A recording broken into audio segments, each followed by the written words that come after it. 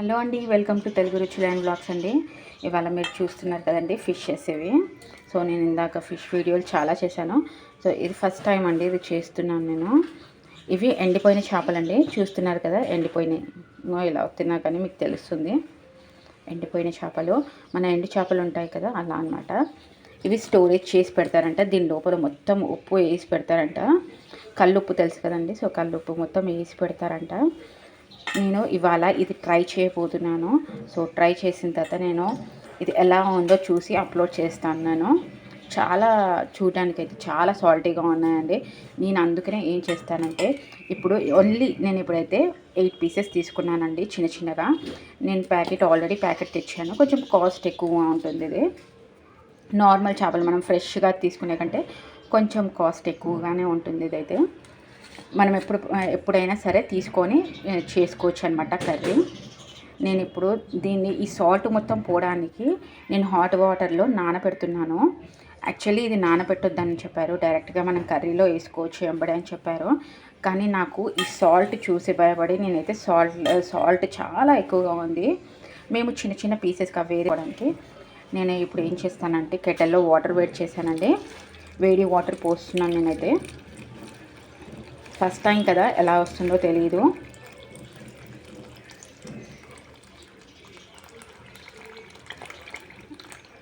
అంటే మరీ వేడి వాటర్ కాకుండా కొంచెం వామ్ వాటర్, ఎందుకంటే నాకు ఈ సాల్ట్ మొత్తం పోవాలి. చాలా సాల్ట్ ఉందండి దీంట్లో. కట్ చేసేటప్పుడు కూడా చాలా సాల్ట్ వెళ్ళిందంట. సో అందుకే నాకైతే ఒక ప్యాకెట్ దాకా వెళ్ళింది అని చెప్పారు. మా అమ్మ తెచ్చారు. సో ప్యాకెట్ దాకా వెళ్ళిందని చెప్పారు. అందుకనే నాకు భయం వేసి ఇప్పుడు కట్ చేసినా కానీ ఇంకా లోపల సాల్ట్ చాలా ఉంది. చూస్తున్నారు కదా, ఇదంతా సాల్టేనండి, దొడ్డుప్పు ఇదంతా.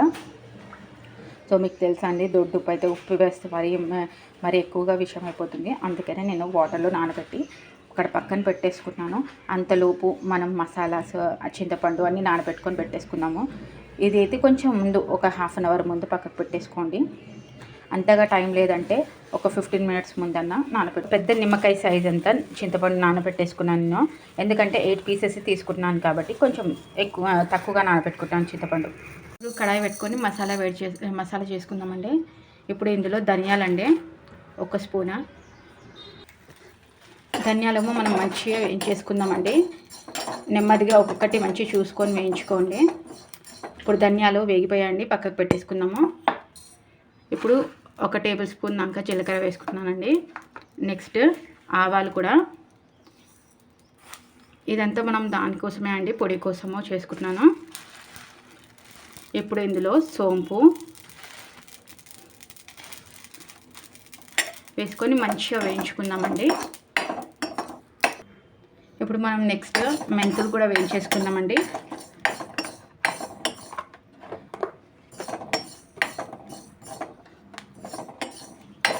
ఇప్పుడు మెంతుల్లో మిరియాలు, లవంగాలు 2 వేసేసుకుందామండి.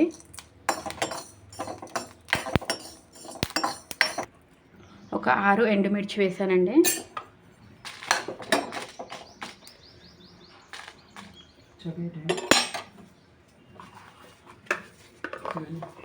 ఇప్పుడు ఇది కాస్త క్రంచిగా అయినాక దాంట్లో మనము ఎండుమిర్చి వేసేసిన తర్వాత నెక్స్ట్ చెక్క వేస్తాము, అలాగే ఎల్లిపాయ వేసేస్తాము. ఎల్లిపాయ నేను 6 నుంచి 7 వరకు తీసుకున్నానండి. ఎండుమిర్చి కూడా 6 నుంచి 7. ఇప్పుడు ఇది కాస్త అయ్యాక కరివేపాకు ఒక 3 రెబ్బలు తీసుకున్నానండి. దాంట్లోనే వేసేసి వేయించేసుకోవాలి. ఇప్పుడు ఇందులో కరివేపాకు వేసేసానండి. ఇప్పుడు ఇందులో పచ్చి కొబ్బరైనా ఎండు కొబ్బరైనా వేసుకోండి. నేనైతే ఎండు కొబ్బరి కొంచెం మంచిగా ఫ్రై చేసుకున్నాం, దీన్ని బ్రౌన్ కలర్ వచ్చిన తర్వాత. ఇవన్నీ ఇప్పుడు మిక్సీలో పట్టేసుకుందామండి. ఇప్పుడు స్టవ్ ఆఫ్ చేసుకొని మళ్ళీ ఒక్కసారి అన్నీ వేయించుకుంటున్నానండి. ఇప్పుడు ఇది మొత్తం చల్లారాక మిక్సీ పట్టేసుకోవాలి. ఎందుకంటే ఎండుమిర్చి మంచి త్వరగా మెత్తపడదు అనమాట. పౌడర్ కాదు, క్రంచిగా ఉండాలంటే కొంచెం మంచిగా వేయించుకోవాలి. మళ్ళీ ఒకసారి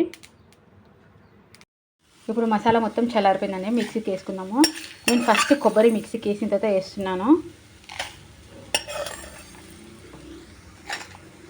దీంట్లో మీరు సాల్ట్ యాడ్ చేసుకోండి. నేను మాత్రం సాల్ట్ యాడ్ చేయట్లేదు, ఎందుకంటే ఇందాక నేను ఫిష్ చూపించాను కదా, ఆ ఫిష్లో మాత్రం సాల్ట్ ఎక్కువగా ఉంది కాబట్టి నేను మసాలాలో సాల్ట్ వేయట్లేదు. సో ఇప్పుడు ఇది మొత్తం మిక్సీ పట్టేసుకుందామండి. పొడి మిక్సీ పట్టేసానండి. ఒకవేళ మీరు పొడి చాలా మెత్తగా అయిపోయింది, లేకపోతే అంటే కొంచెం తడిగా ఉంది అని అనుకుంటే స్టోరేజ్ చేసి పెట్టుకోవాలి. కాబట్టి ఇలా కాస్త అదే పెంక మీద కొంచెం లైట్గా వేయించుకొని స్టోరేజ్ చేసుకొని పెట్టండి. అలా అయితే నిలువుగా ఎక్కువ రోజులుగా ఉంటుంది.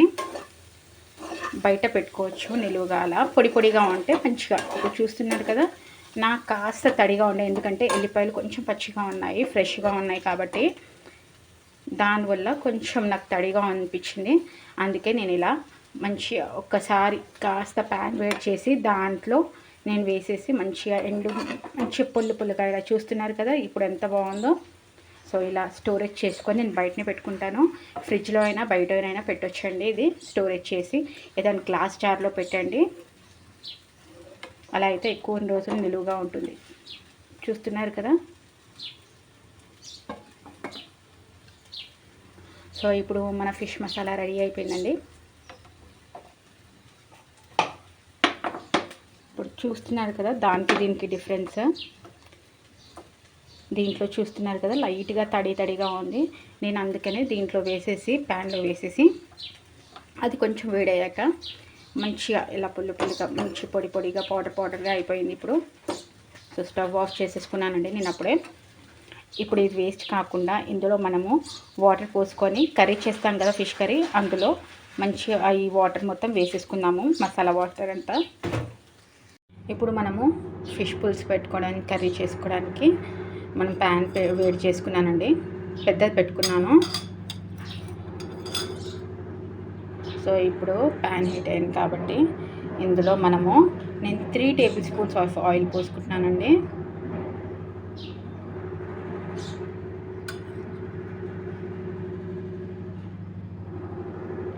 ఎందుకంటే నాన్ వెజ్లో కొంచెం ఆయిల్ ఎక్కువ ఉంటే టేస్టీగా ఉంటుంది.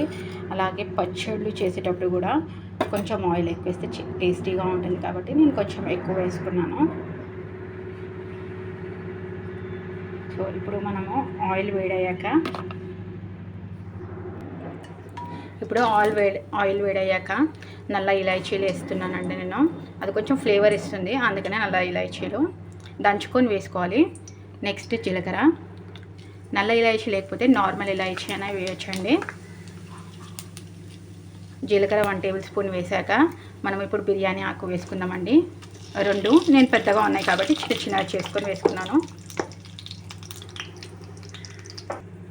ఇప్పుడు ఇందులో నేను పచ్చిమిర్చి వేస్తున్నానండి. ఫస్ట్ పచ్చిమిర్చి వేస్తున్నాను. ఒక 4 తీసుకున్నానండి పచ్చిమిర్చి. చిన్నగా ఎందుకు కట్ చేస్తున్నానంటే కొంచెం పులుపు అవన్నీ ఉంటుంది కదా మసాలా, తింటుంటే టేస్టీగా అనిపిస్తుంది. అందుకని కొంచెం కాస్త చిన్నగా పొడుగుగా కాకుండా చిన్నగా కట్ చేస్తున్నాను. ఇప్పుడు ఉల్లిగడ్డలు వేసామండి. నేను 2 పెద్దవి ఆనియన్స్ తీసుకున్నానండి. చిన్నగా చూస్తున్నారు కదా, చాలా చిన్నగా కట్ చేశాను. ఎందుకంటే గ్రేవీ చాలా చిక్కగా ఉంటుంది చిన్నగా కట్ చేసుకొని వేసుకుంటే.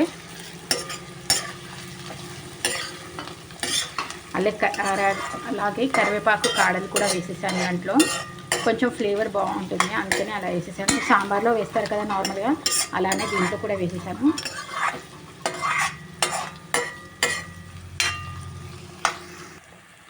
ఇప్పుడు ఇందులో కరివేపాకు వేసుకుందామండి. ఒక రెబ్బ వేస్తున్నాను నేను, మళ్ళీ మధ్యలో వేస్తాము. అలాగే టమాటాలు అండి, ఒకటే తీసుకున్నాను, పొడిగా కట్ చేసుకుని ఇందులో వేసుకున్నాను. నేను ఇందులో సాల్ట్ వేయలేదు మగ్గడానికి ఆనియన్స్లో, ఎందుకంటే ఆల్రెడీ నేను ఫిష్లో సాల్ట్ ఉన్నాయని చెప్పాను కదా చేపల్లో, అందుకే నేను సాల్ట్ అస్సలు వేయట్లేదు. ఈ టోటల్ మొత్తం కుకింగ్ అయ్యేంత వరకు నేను సాల్ట్ ఏం వేయను. సాల్ట్ వేయొద్దని చెప్పారు వాళ్ళు కొనేటప్పుడు, సో అందుకే నేను సాల్ట్ ఏం వేయట్లేదు, కారం మాత్రమే. సో ఇప్పుడు మీరు ఫ్రెష్గా కొనుక్కున్నారు చేపలు అంటే అందులో వేసుకోండి, కానీ దీంట్లో ఆల్రెడీ సాల్ట్ ఉంది కాబట్టి వేయట్లేదు.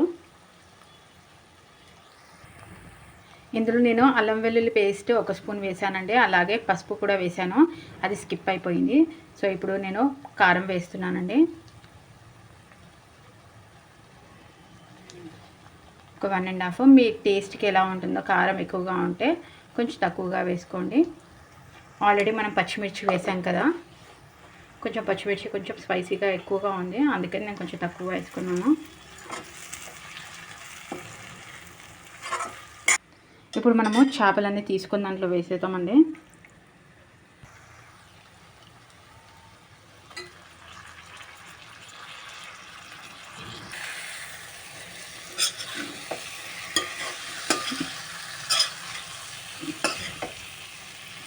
ఇవన్నీ చేపలు వేసేసుకున్నాం, ఇంకా మంచిగా కలిపేసుకున్నాము. ఒక 2 నిమిషాలు మూత పెట్టి ఉంచుకున్న తర్వాత పులుసు పోసేసుకుందామండి. ఇప్పుడు మూత తీసుకొని మనం ఇందులో పులుసు వేసేసుకుందామండి.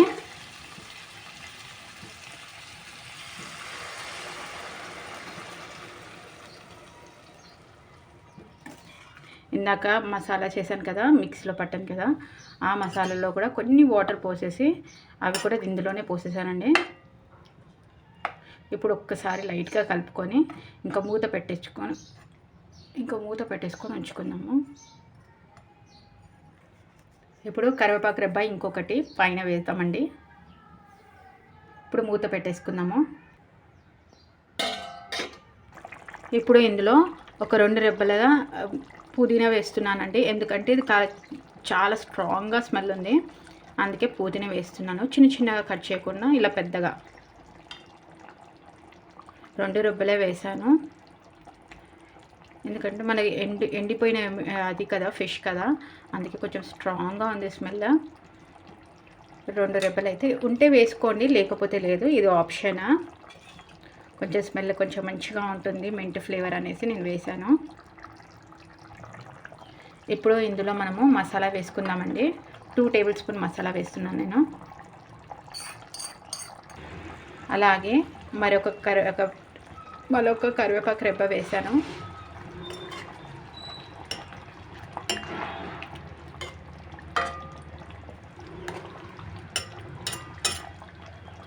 ఇలా కలుపుకుందాము. ఇప్పుడు మీకు చూపిస్తున్నాను ఒక పీస్ ఉడికిందా లేదా అని. చూసారు కదా,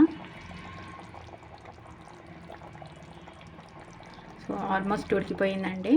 ఇంకొంచెం సేపు మనము ఇప్పుడు మసాలా వేసాం కాబట్టి ఇంకొక 5 మినిట్స్ కుక్ చేసుకుందాము. దాని తర్వాత అయిపోయిందండి. ఇప్పుడు ఉడికిపోయింది కదా, టేస్ట్ చూసుకోండి. ఇప్పుడైతే నేను టేస్ట్ చూసాను, అన్నీ కరెక్ట్గా సరిపోయాయి. ఇప్పుడు మొత్తం ఇంకా స్టవ్ ఆఫ్ చేసే ముందు మనం కొత్తిమీర మొత్తం వేసేసుకుందాము. ఒక కొత్తిమీర కట్ట మొత్తం వేసేసానండి నేను. ఇప్పుడు మూత పెట్టేసుకుందాము. ఇప్పుడు కొత్తిమీర మొత్తం వేస్తున్నాం కదా, మూత పెట్టేసుకుందామండి. దాని తర్వాత మనం రైస్లో పెట్టుకొని చూద్దామండి ఎలా ఉందో టేస్ట్. ఒక 2 మినిట్స్ తర్వాత మనం స్టవ్ ఆఫ్ చేస్తాం. ఇప్పుడు నేను సర్వింగ్ బౌల్లోకి తీసుకున్నానండి, రైస్ పెట్టుకున్నాను వేడేనము. సో దీంట్లో వేసి టేస్ట్ చూస్తాను.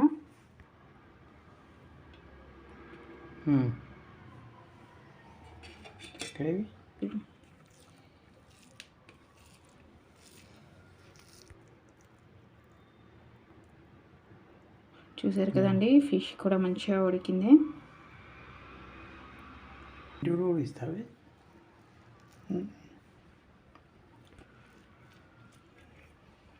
ఇట్లనే బాగుందా, టేస్ట్ బాగుంది. కానీ ఇప్పుడు మనం వైట్ రైస్ తీసుకున్నాం కదా, కొంచెం సాల్ట్ పడుతుంది.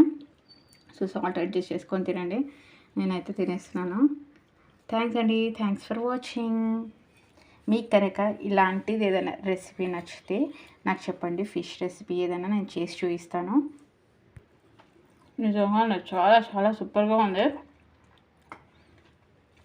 నేను ఎలా వస్తుందో, ఫస్ట్ టైం కదా, ఫ్రెష్ అయితే తీసుకోకుండా స్టోరేజ్ చేసింది తీసుకున్నాను. సో చాలా బాగుంది టేస్ట్ అయితే. నేను సాల్ట్ అయితే అస్సలు వేయలేదండి, మీరు చూసారు కదా వీడియోలో, సాల్ట్ ఎక్కడ కూడా వేయలేదు. ఇప్పుడు మనం వైట్ రైస్ తీసుకున్నాం కాబట్టి దాంట్లో సాల్ట్ వేయాల్సి వస్తుంది, అంతేనండి. థ్యాంక్ యూ అండి. Thank you for watching our video. నచ్చితే లైక్ చేయండి, షేర్ చేయండి, సబ్స్క్రైబ్ చేయడం మాత్రం మర్చిపోకండి. అలాగే మీకు ఏదైనా కొత్త టేస్ట్గా ఏదైనా చేయాలి అనుకున్నప్పుడు మా కామెంట్ సెక్షన్లో రాయడం మర్చిపోకండి. Thank you.